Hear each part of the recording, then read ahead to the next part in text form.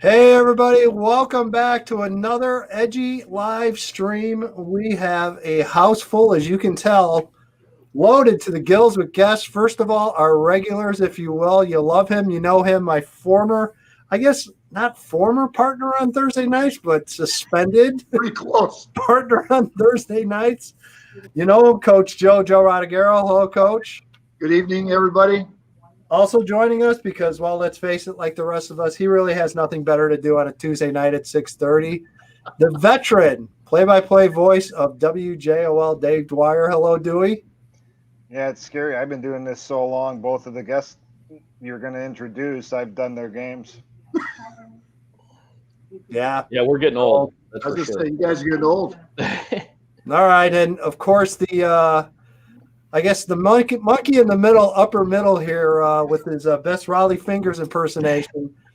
Longtime Joliet Catholic great, Illini, former Illini great, and were you great? I don't know.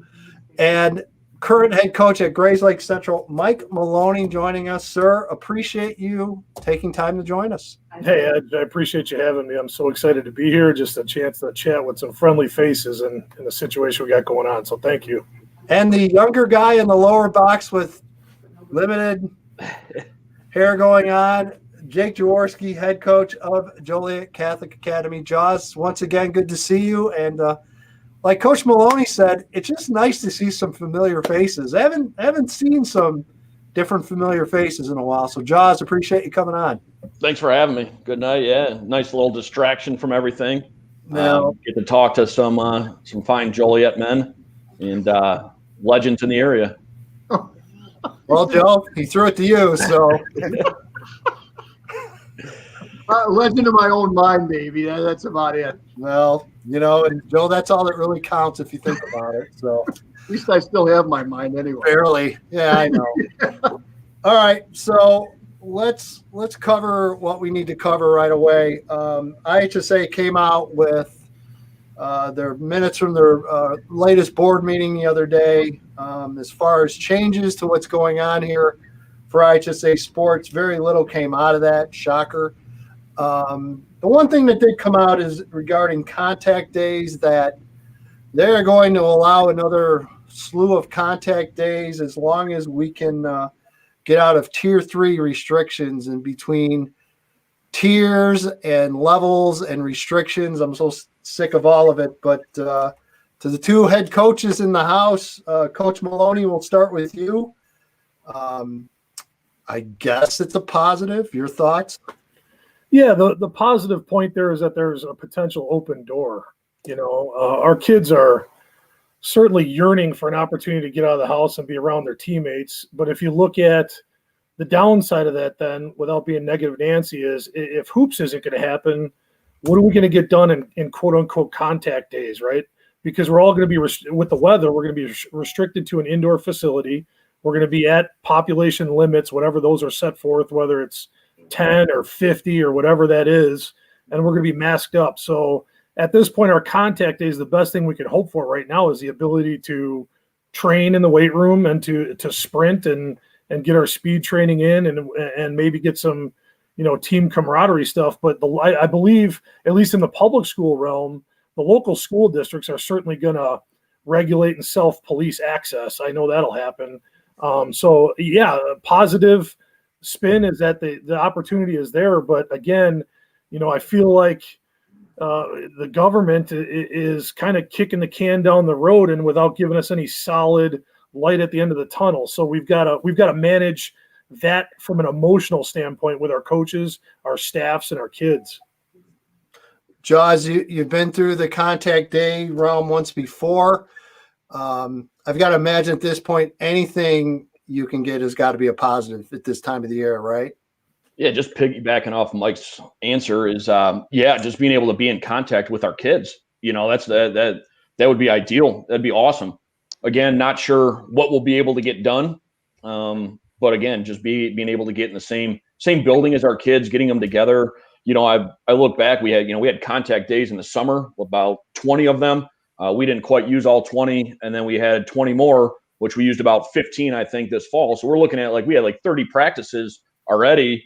And not that things were getting repetitive or monotonous, but there's certainly limits on things that we can get done. And like Mike said, like there's we don't really know what the end game is. We have no parameters to what we're planning for, and that certainly has made some things difficult. And it'd be awesome to get our contact days, our kids together, whatever that might be. But what are we going to be able to accomplish? Yeah, I agree. Before I throw it to Dave Dwyer, to both of you guys, Mike and Jaws, what really concerns me is, we had some rumblings of maybe some proposals that were being worked on and maybe what spring football could look like. That has kind of dried up. And I guess my concern is now we're getting into the holiday season, and you guys know as well as I do, nothing's going to happen between now and probably early January. It's just not going to. So then we come back early January, and we don't have a plan. And I understand a lot of this is dependent upon the czar of the state of Illinois, which is fine. We're already used to that. Guys, my question to you, without even getting too heavy into it, and again, Dewey, I'll turn it over to you after this. Guys, how long do you really need to get ready to play a season? As far as, look, it's been over a year. You haven't had any contact, no hitting. I mean, how much time are you guys really going to need? I mean, I'll start. If you give us a good 2.5 weeks of structured practice, we can certainly be ready for competition. I don't know what the execution and efficiency of the units will be, but I feel like if you, and then it goes back to what type of players do you have? A lot of returning starters. I have a lot, so they can handle the terminology and the installs in fairly short order. The other piece we're not thinking about, without dragging this on, is that short calendar. What about the multiple sport athletes, right? Jake was a tremendous multiple sport athlete with baseball and hockey and football. I was a very average multiple sport athlete, but I looked forward to both baseball and basketball, right? So now we're clumping that in and potentially making kids make some critical choices or try to balance things. I don't know how healthy that is. So short answer is a couple of weeks, but then how long is our season going to be? Will there be a postseason? I think all that needs to be considered with the student experience that our seniors are going to have. We also have a pretty veteran group coming back with a lot of experience. So I think from a mental standpoint, I think we could be up to speed in a couple of weeks. You kind of concerned about our guys not, we'll have a long break now from the end of October of our contact days. We're, from a physical standpoint, don't know where our kids will be. And you get into, basketball up and down the legs, but definitely from like a physical standpoint, football, tremendous stress on the body, and the contact is, some time to kind of build that up before we get into full gameplay. And then I think like what Mike brings up a good point about the multi-sport athletes. And, I think a lot of schools, schools will struggle, and a lot of the schools in the suburban area might be fine, filling out basketball teams, football teams, baseball teams. It's going to force kids to make some tough decisions. But, I look at some of the schools 4A down below, and, if all of a sudden you're overlapping basketball, football, baseball, what is there going to be sports where they can't field a team? If you get a good group of kids and they choose football, can they field a basketball team? Can they field a baseball team? And I think that's a real big question, especially for the smaller schools in the state. Dewey? Well, Jaws, off your point, the other thing is, and you guys know this, facilities for these smaller schools. How the heck are you going to be able to go and do all this with these, 1, 2, 3A schools, multiple sports at once? You have one gym or whatever you have. And then the other point with all this is, from your guys' standpoint, one thing that concerns me is, as normally you have the summer, and we're usually 5-6 weeks into the regular season where temperature's not a factor. Well, that's all out the window now. How do you guys prepare for that if we fire things up in February? It's a good question. I was talking to Dave Douglas, our assistant AD, today, just about some scenarios. And again, it's it's all throwing what at the wall and seeing what sticks. But if we get up and get going, and basketball's still going, then volleyball gets going. We're looking at between boys and girls basketball 6 levels.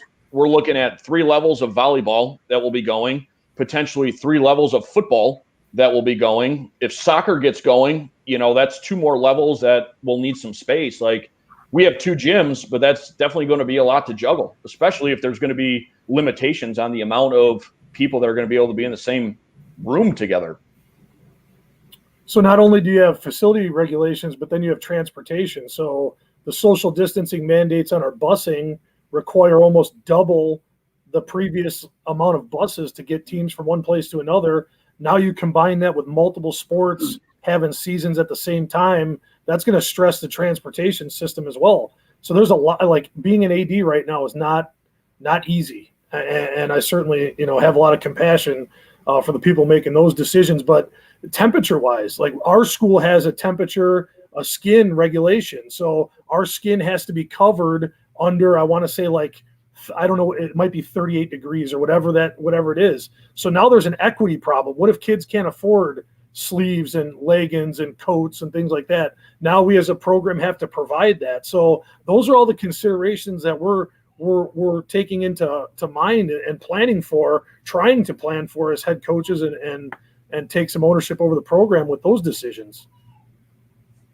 Yeah, guys, I know temperature wise, could be an issue. We've always, in the summer baseball, there's been regulations as far as how hot the heat index could be.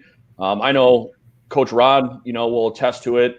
Baseball wise, usually starting up around that same time frame, and we're usually looking to get outside. It's beginning our season in baseball, and usually look at like 45 degrees as kind of like a benchmark where, hey, we can get out. Now, football, you might be able to stretch that a little bit, but then we're dealing with a pandemic and kids getting sick. Now all of a sudden you're outside practicing when it's wet, it's cold.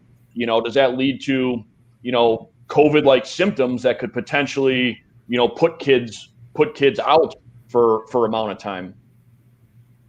Mike, I got a question for you. I know what Joliet Catholic is doing as far as kids in school. What are you guys doing up by you? Are you 25, 50, or still fully remote with the teachers, or what are you guys into now? I'm in District 127, which is Grays Lake Central and Grays Lake North, and our administration has made the decision to stay fully remote. We had plans to go back after Thanksgiving, first week of December, and when the numbers spiked, our administration, along with school board, decided to keep everybody home. So we have not been in an in-person setting since basically September, as far as like having contact days, or right before that. But as far as the classroom goes, nobody's been in it. We haven't had on-site, classes. So again, Jake and I have talked, and I've discussed it with Tim. I mean, that relationship building piece from student to teacher and coach to student is strained right now, and we're struggling to find answers. Well, here's another point. You guys kind of answered my question about, you guys had the summer dates and the fall dates and stuff, and I think you answered the question for me because I had a couple questions written down here. How much you guys think is lost? I know both of you said that you have veteran groups, but how much is lost in between, let's say, the last time you were on the football field, let's say in October, to when, if and when we ever start in February or March? I'll go. I think that the biggest thing I'd be concerned with, and Jake kind of mentioned a little bit earlier, how physical can we be? Like, we have sophomores that are now juniors that are now seniors that used last year as kind of their litmus test in football. They were figuring things out. Now we've got a veteran group. Can we go from average to good or good to great in very short order without those reps that you talked about? Will we have accuracy problems throwing the ball? Will we have CQ exchange issues under fire, especially in the cold weather? Will ball security be an issue? Can our backs take hits because they haven't taken them in practice in the cold weather? Linebackers, can they fill? So all those little things are, the physical nature of the game is something we've been getting away from in lieu of player safety. And now you add the time off plus the temperature change and the health concerns. That's a lot. So there's a lot of unknown there. Yeah, I think it's hard to maybe put like a quantitative answer together for that. With the experience group, and we're a physical brand of football, and we haven't hit anybody in, what will be a year and a half.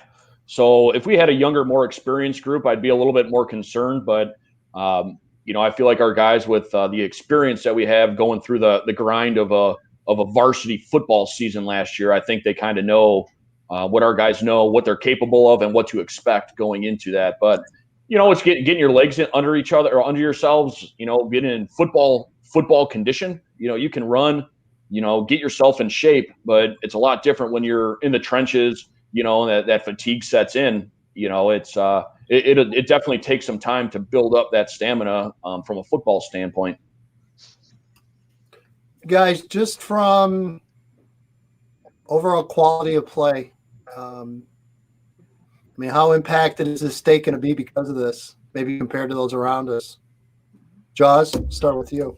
I don't know. I guess if you watch, college football, I think you might see where teams have struggled, and it's almost like watching some games. It's who doesn't beat themselves with miscues and mistakes. And I think a lack of like a spring ball from an NCAA standpoint, especially with all the coaching turnaround that goes on, that they've lost something. Speaking from Joliet Catholic, I mean, my expectations and our standards would be the same. So, I hope it wouldn't be too bad. I don't know if I can speak for some other schools or programs or whatever, but, our expectation and standard would still be the same. I don't think you're going to get a coach anywhere that's going to say they're going to lower their expectations or things like that. We have our own standards and we want to achieve a certain level. But again, as Jake mentioned, you look at the little things that happened in the college football and NFL scenario as far as, and some of them became big things, the roster scenario. What if we don't have 3 offensive linemen for a weekend because of COVID-like symptoms? What if you're filling out your special teams and all of a sudden, your shield on punt is gone or your kicker's out and now you got a freshman kicker, so those are the types of things that are the kind of the unknowns that can impact performance on the field, as well as the reps that we mentioned earlier. I think you look at, Illinois as an example. We're 2 weeks into the season, they're playing their 4th-string quarterback. Karan Taylor came in and did an admirable job and competed, but I think going into that first week as a starter, he didn't take any reps with the first team. So a tough situation for that kid to be thrust into, but just kind of, I guess, the nature of the beast for the season.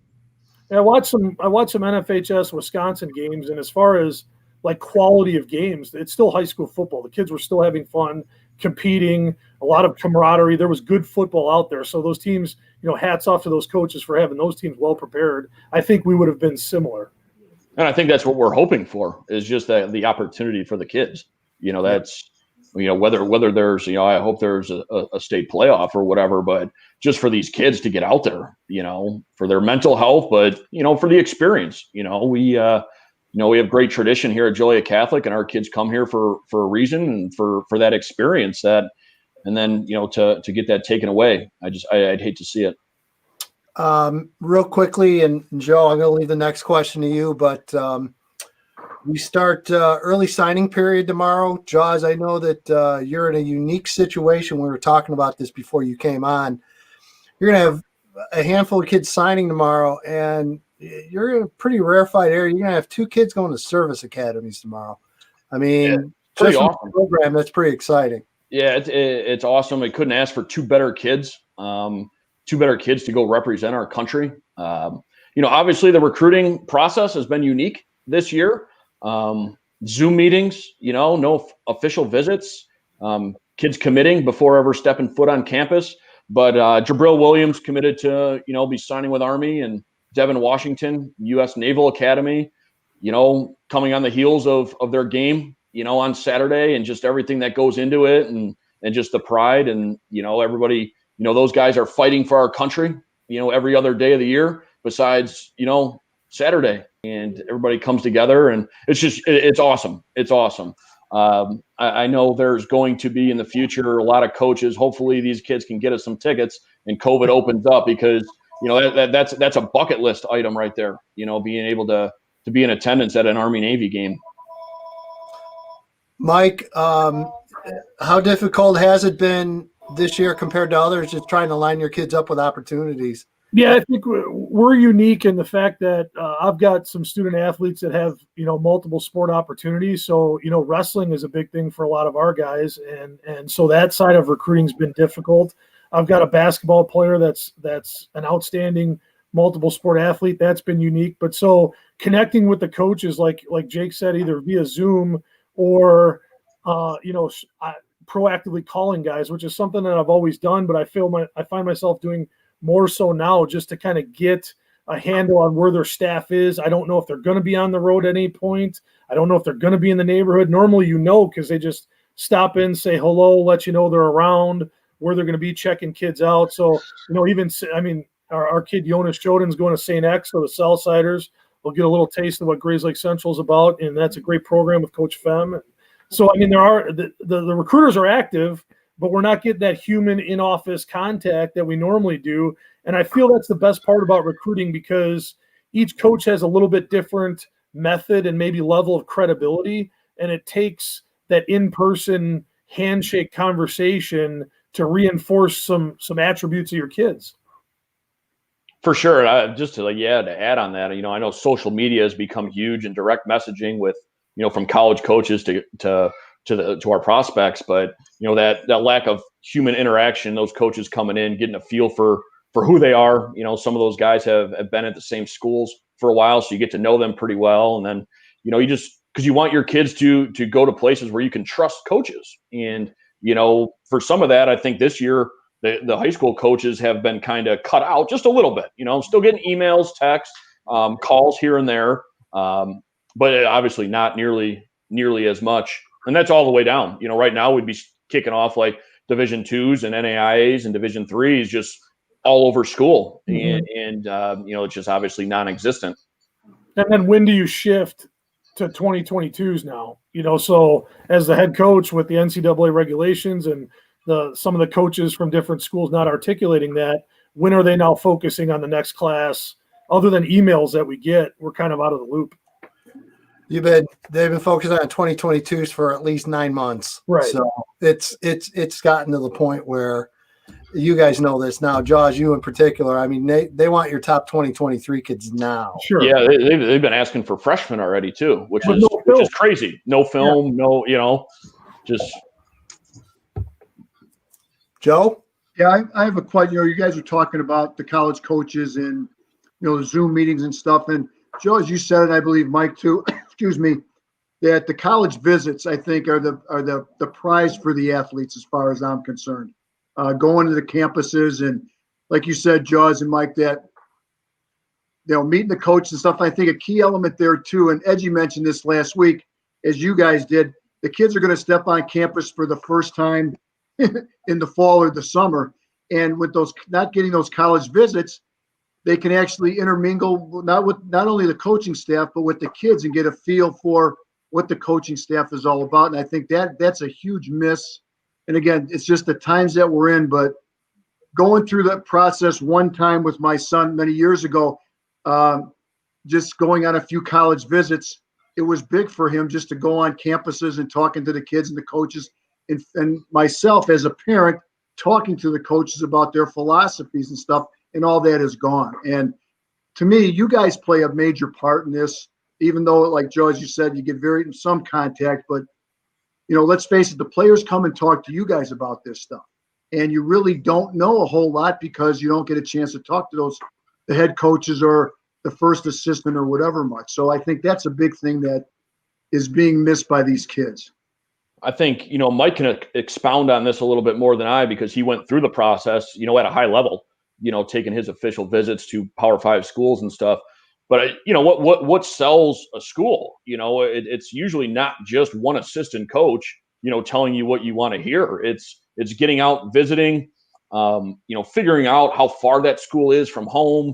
And really the big thing is it's the people, it's the people that are there, and the connections you make, and, the type of kids that those schools are bringing into their programs, and not having that, is huge, So you're talking to, a position coach that's recruiting you, and you may commit there, and, that's the only connection you have to that school, and you just got to trust that these players are, they're doing their homework and, taking virtual tours and learning as much as they can without actually stepping foot on a campus. I can't imagine being a youngster and committing to 4 to 5 years in competition without having a feel for the locker room culture, for understanding how those teammates are going to interact with you and where you fit, without seeing the coaching staff, even though we know coaching staffs reshuffle, year in every few years, without seeing them and how they operate together. Right now in major college football, especially, and it's trickled down to pretty much all scholarship levels, you've got people employed to put up a media front for each institution and put lipstick on a pig, right? And so you've got all these graphics and you've got all these, promos and these hype videos and this and that. But once you step on campus, the field could be completely different. And kids are easily influenced by the social media stuff and the videos. But until you get in front of and with potential teammates and coaches and see them operate, that's a tough deal to ask a kid to kind of, commit to that. Yes. Dewey? I'm going to change gears. Jaws, we'll start with you, and everybody can chime in on this one. Great high school road venues in your time you've been a part of. Give me a couple. Obviously it came from a memorable playoff run in 2018, but I thought Metamora was unbelievable. The atmosphere, the environment, obviously knowing their rich tradition, going down there. The stadium is beautiful. And what was best about it, there's nothing better than a fresh cut football field. The turf was awesome. It had a heck of a crown on it.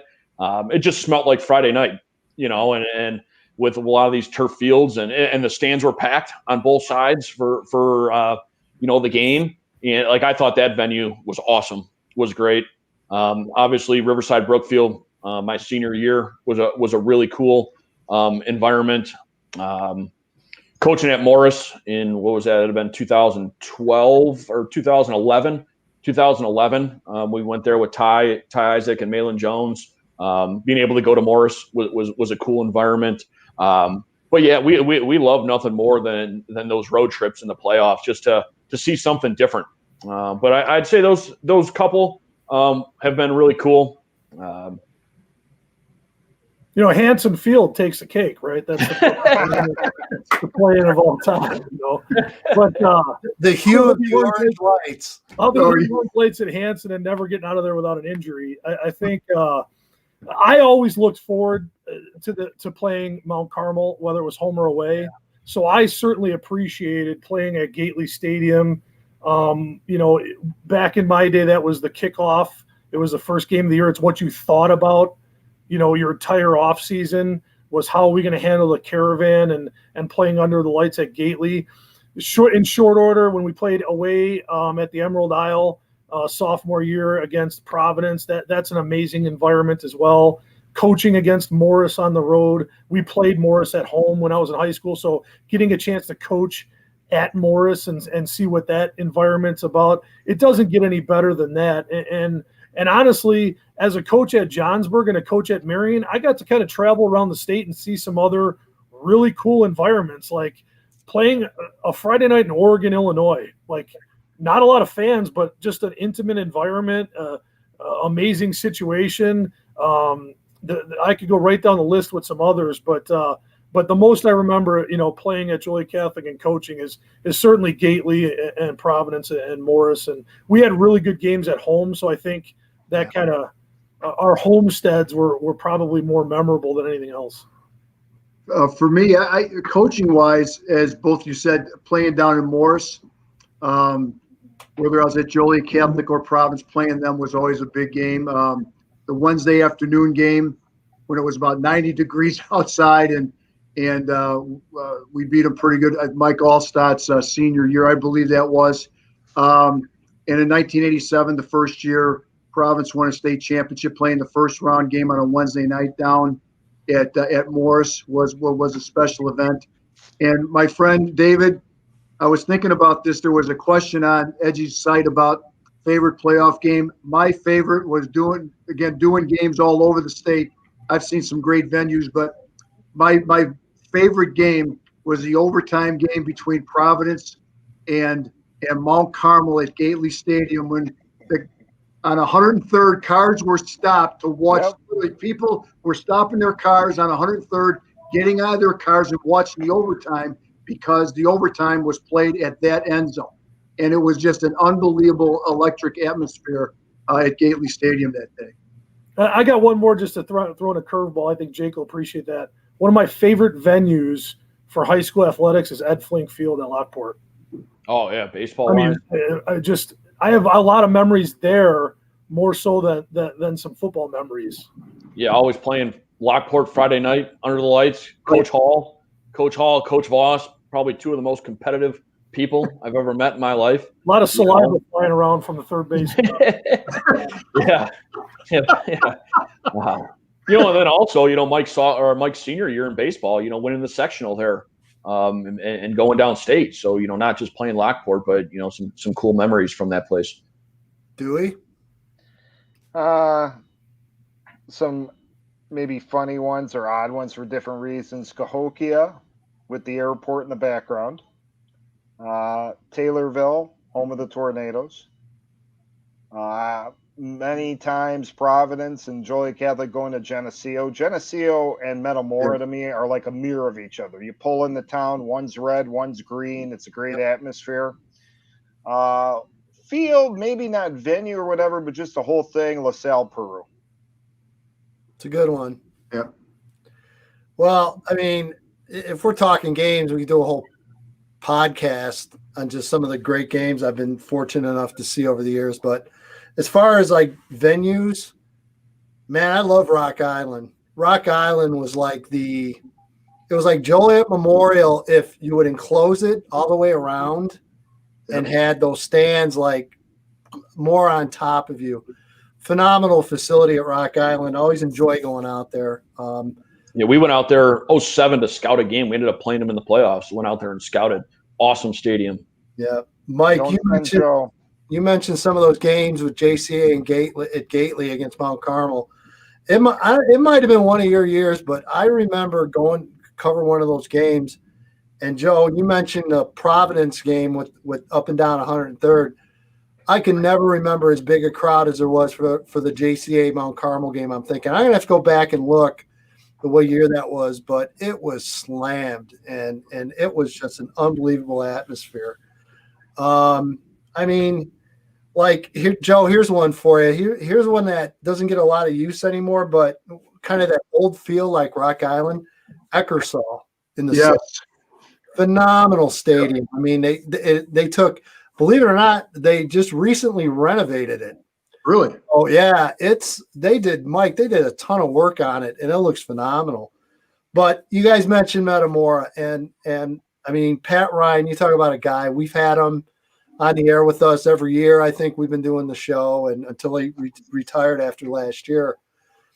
It was more, to me, it was like like Green Bay painted in red. That's just the feel you got out of Metamora. And the other thing about Metamora were the fans. I mean, they knew about your team as well as you did. They follow everything. They read everything. And they were just great. They were a great fan base. And, they just welcomed you. They didn't care where you were from. They knew if you were a football guy or whatever. A lot of respect there. And I think I respected that more out of anything. And then I got the same kind of treatment down in East St. Louis. And, it's a horrible area. It's a terrible, crime-ridden, all the things. Once you get into that field, which, by the way, if you've never been there, it's a phenomenal facility. That's a safe zone. And I've got treated so well there the years that I continue to go down there.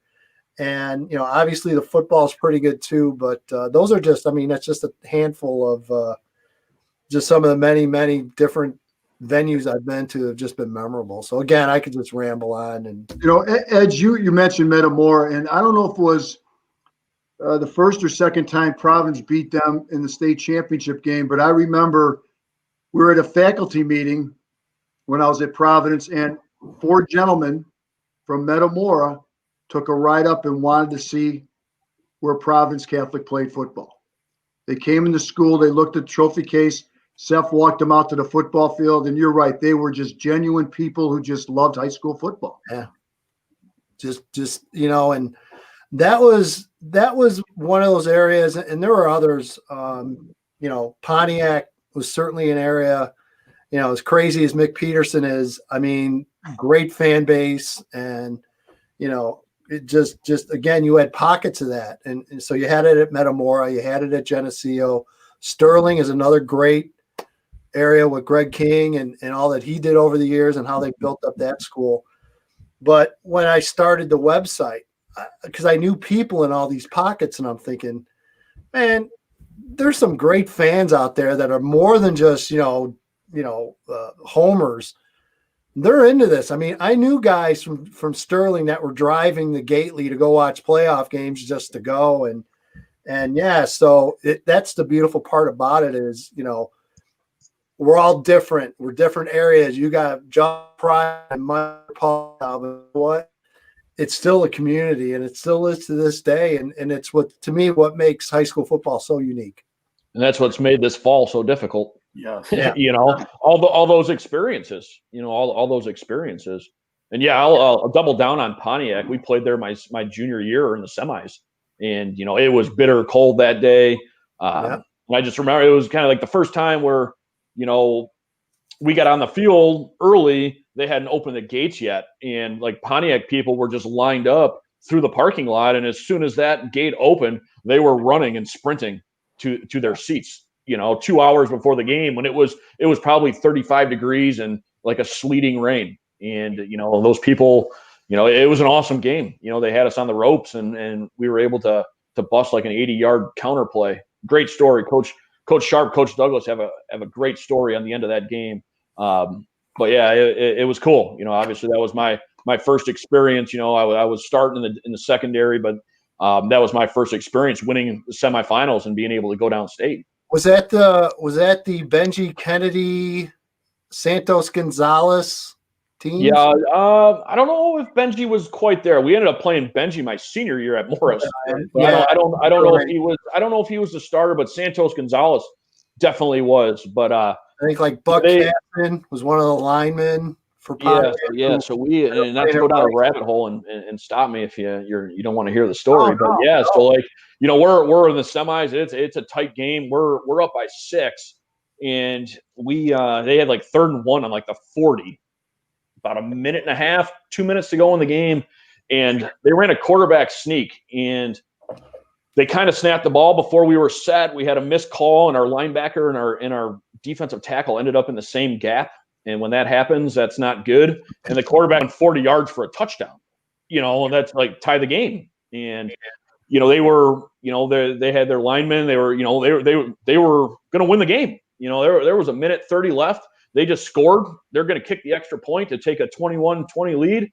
And as their guy was kind of, getting the crowd fired up, on film you could see our defensive tackle, Andrew Damiani, was just digging into the dirt.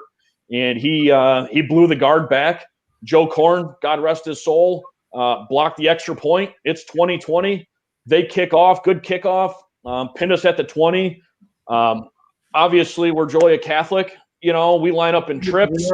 We line up in trips, and I'm sure if I asked Mike what play we ran out of trips in a passing situation, he would tell you counter.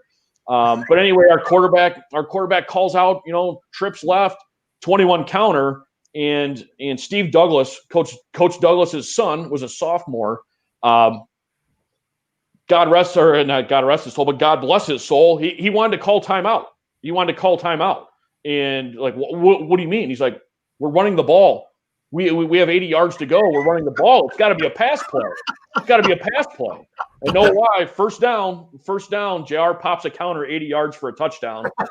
We get a 2-point conversion. We go up 28-20, and that's the ball game. But yeah, just a wild finish. An inexperienced sophomore, like coach's son. Like, wait a second. We're not running the ball here. We got to pass. We got to score.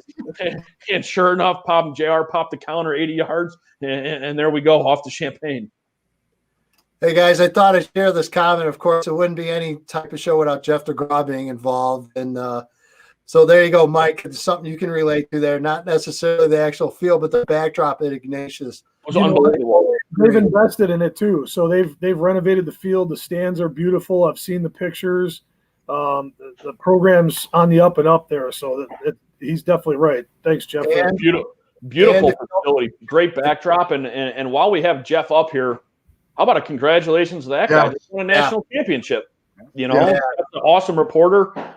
Very gracious. Talking to him every time he's covered Joliet Catholic in my time, and gets the job at JJC and wins a national title. So, Jeff, congratulations! Congratulations, Jeff. WJOL sports department guys for sure. I think we're all very, very happy for Jeff and what he's been able to accomplish. So, same with Ronnie, doing a great job over there. Yep. And Mike, if you got tired of the concessions at Ignatius, you can walk right behind you and go get an out beef. It's the best. You read my mind, Ed. You read my mind. Cheese Mario dipped. Cross. Mozzarella cheese, peppers dipped. Yep, you know it. Yep. There you go. Beat it. You cannot beat it. So Jeff said thank you. You're welcome, Jeff. Glad to have you aboard watching. I'll get to you guys as I have here, and you're both men from the University of Illinois. Lovie Smith, unfortunately, fired from his position. So the Fighting Illini are looking for a new head coach. My thoughts on it has been, there was never a connection there. I never felt like there was an embrace of Lovie and his staff with, whether you call it in-state or recruiting or what have you. And Mike, you can get into some of that as well. I think a lot was expected, and the relationship, I think, with the high school coaches started okay and just didn't go anywhere from there. And I think that played a role. I'll start with you, Mike Maloney, your thoughts, and kind of where does Illinois go next? I think the first thought important here is in Josh Whitman we trust, right? So Josh was a teammate of mine, considered him a friend. He has certainly a tall task, but there's nobody more qualified than he is with the passion and the energy and the commitment for Illini athletics. So he's going to be given the resources from the school administration and the boosters to go out and get whoever he feels is the best fit. And I don't know who's on the hiring committee or whatever, but you're right, Ed, you brought it up. And as an alum, I started to voice my opinion a little bit through social media about the lack of investment in local schools. I'm sitting up in the Catholic League coaching, and I hadn't seen an Illinois coach in 3 years, 3 out of the 4 years. And then the one that I do see, and nothing against this particular individual, but it's Lovie's son, right? So connecting coaches to kids in this area is very, very important in the recruiting process. And they want to see credibility. The families want to see credibility. They want to see consistent activity. And I think the coaches enjoy the ability to have that office banter a little bit and be, when Luke Butkus was there, if I had a kid or played against a kid or, had somebody that I heard about that thought needed an evaluation, I could pick up the cell phone, call Luke, and he'd get me in touch with the right person or put him on the list just to check out some tape. So I don't know if the current staff had that interaction with a lot of people or coaches in the state of Illinois, and that's necessary.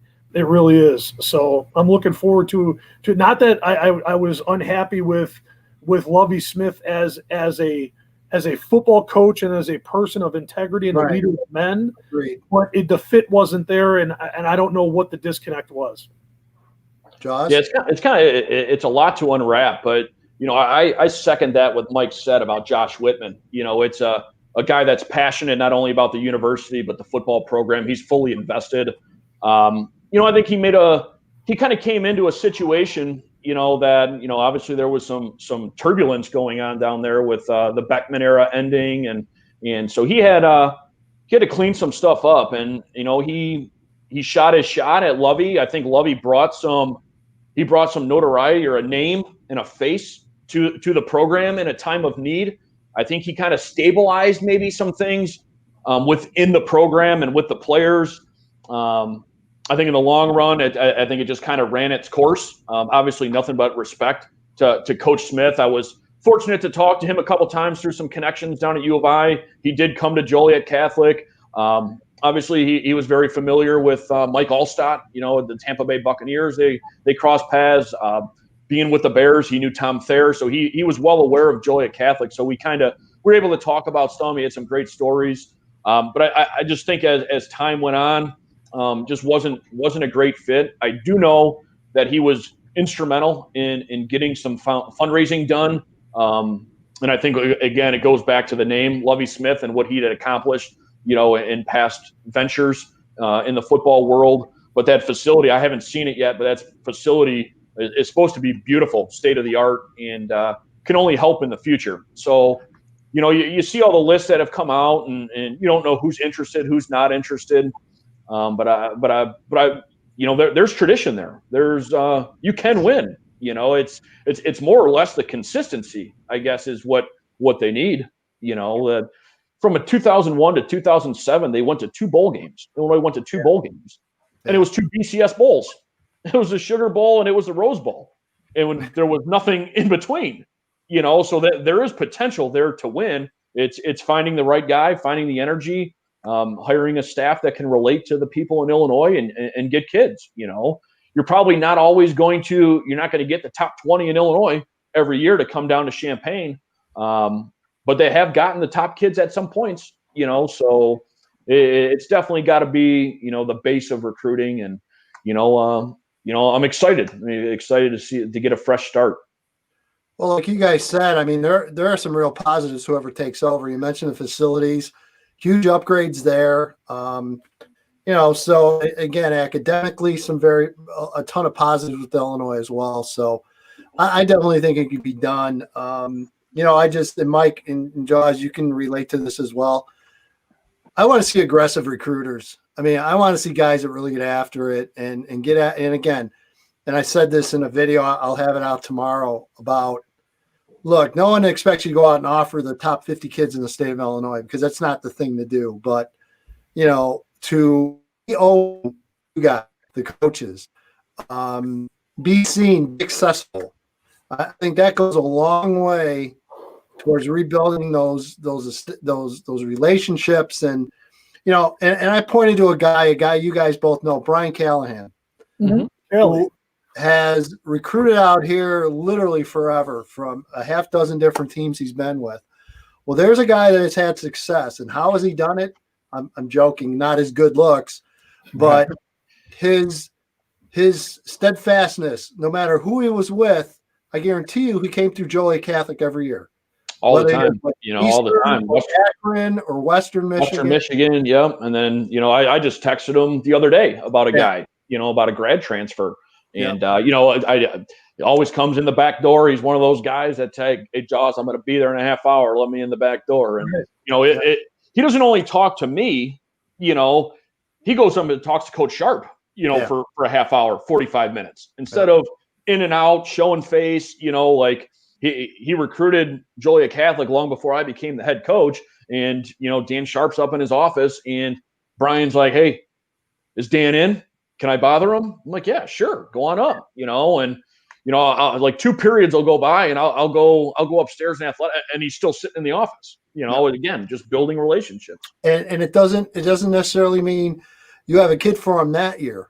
Exactly. But 2-3 years down the line, you're going to remember him when he came in just to talk to shoot the crap with you. So it's amazing how instant that happens when there's a change of culture at the top. You look at when Matt Campbell went from Toledo to Iowa State, how fast Iowa State coaches were in Illinois. Yeah. Rick Mallory's doing the same thing at Indiana State. Yep. Right. And Adam Cushing, that transition from Northwestern to Eastern Illinois with Coach Krzyzewski and all the other guys that have local ties, they become so active so quickly when they get their opportunity.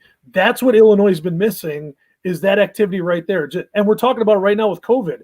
When are those conversations going to take place when they used to take place in the office and just press the flesh and have a cup of coffee? Yeah. It's even like Tommy Reese from Notre Dame, just shooting texts back and forth. I remember, his first year offensive coordinator at Notre Dame, and after they won week 1, shot him a text. Awesome, coach. Congratulations. And, it wasn't right after the game. It was later on. And sure enough, text back, hey, thanks, Coach Jaws. Awesome. Can't wait to catch up soon. It's just that kind of stuff, the small stuff, It starts from little, like 3 years ago, he was setting up recruiting meetings for Fitz at Northwestern as a GA, so those are the relationships that are built from GA on. I just saw George Barnett of Miami, Ohio is now going to Tulane. Yep. Tulane can walk through my office door anytime they want because George is a part of that staff. Yeah, it does. It's huge. We got about 10 minutes left. And again, Carlos Douglas has been sending me some really good stuff offline here. And he's just kind of wondering, I guess, how the playoffs will work if there is one. Carlos, I'll tell you right now, we're hoping there's any kind of football right now, starting in February with practice and then hopefully starting early March. But we talked about this earlier in the show. If you haven't seen it, you can go back and watch it as soon as we're done. There's just not a lot of discussion right now on what's going to happen. We're kind of waiting to see and hopefully get some kind of guidance soon. But best thing we can tell you right now, Carlos, for right now, like everyone else in this world, it's a wait and see kind of proposition, unfortunately. So we'll stay confident. And we'll keep our eye on March, and hopefully we'll get some more information down the line here. Joe, thoughts? Anything you want to add? No, just congratulations to I saw the list that you sent out to me and of all the players that are signed, especially JCA guys and Mike and your guys. And I think a young man who we really missed, I think, seeing is the Trent Holland kid from Joliet West. Tremendous kid, had a chance doing. I saw him a few times last fall. We knew he was going to be a special player. And I think Lamont has got a couple guys. I know the linebacker, Pontrelli, is going to sign with Eastern, and I believe there's another young man too that's going to sign on up. But congratulations! I think going to St. Xavier, I believe. Okay. Off the top, we'll have it. WJOL will have the list tomorrow as well. I'll be on at 6:20 to talk about it. So, Dewey, congratulations, yes, to all those guys. Can't forget about the venue down at Wilmington, first of all, and secondly, Mike or Jaws, you guys have followed the out-of-state stuff, and it made me think of something. Are those kids all in the building? Because another thought I have is I don't know how this can go if kids aren't going to regular school. I know at least in Wisconsin, it's district to district. The Madison area of Wisconsin shut it down for the fall. Yeah. So they were out, the more rural towns closer to like where I'm at, and Kenosha in that area. Obviously, Kenosha is a nice city, but there's other areas. Those schools were either hybrid or some type of in-person, but also had several pauses, but continued to play athletics depending on the numbers. So that's kind of how they navigated. And again, it was very local control. It was by the school board, the administrators made the decisions on those. Yeah, I'm not quite sure how some of the other states have done. Obviously, we had a kid who went back to Maryville, and had a heck of a season playing running back at Maryville. I do not believe they were in school full time in Maryville, but they made it all the way down to the semifinals, I believe. I think they did miss maybe 2 weeks in the season because of COVID related stuff. But yeah, a heck of a year. Yeah, there weren't too many states that had any prolonged shutdowns. I know it would seem like the ones I saw was kind of more on a per school basis where, some states had rules. If you had X amount of kids that had it, you were automatically shut down for a week, right? At least a week, if not more. Some were 2 weeks, but guys, they got it in. Yep. And my fear in this, and again, I'm going to go back to July and August when this really started getting hot and heavy with we need to play football. You guys know as well as anything, Joe, you was a baseball guy. There's reasons why these sports are played when they're played from a scheduling standpoint, because we're learning that now. When you kick the can down the road consistently, eventually you're going to run out of options. And the big part, I thought, was at least getting things going in late August to get it going and at least see where things are going. I mean, guys, if I would have told you, okay, things were really kind of rolling until we got around the quarterfinals, when all of a sudden the numbers started spiking again. Jaws and Mike, if I would have told you you would have had a chance to get 11, 12 games in. Yeah, I mean, obviously it's all about the opportunities, and that's what not a popular, maybe opinion, but if we would have got 5 games in the fall, I don't know, the spring just kind of never really made a ton of sense, as how was this going to work, and it was, heck, other states had got it going, even if we had a delayed start, and if we got 5 games in, we got 5 games in, it's, it would have, I don't know. It's a tough spot to be the decision maker there. Yeah, I'll bring up a quick example, like one of Joliet Catholic's former opponents, Franklin. They were having a great season. Then they get to their playoff level. They were only going to have 2 levels of playoffs, and the school district decides to shut down athletics. Yeah, right. So they were having a great season, and then now you've got to deal with the kids got the opportunity to play, which was the most important thing.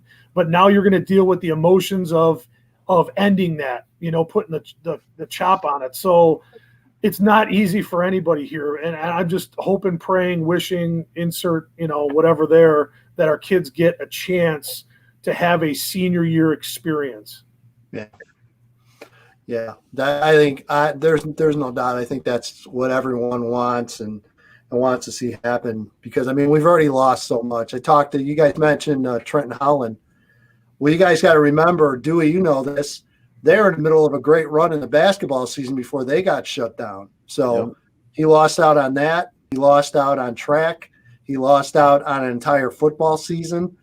And now he's missing out on another basketball season. So it's just, and you guys have those kids in your building as well that are multi-sport kids.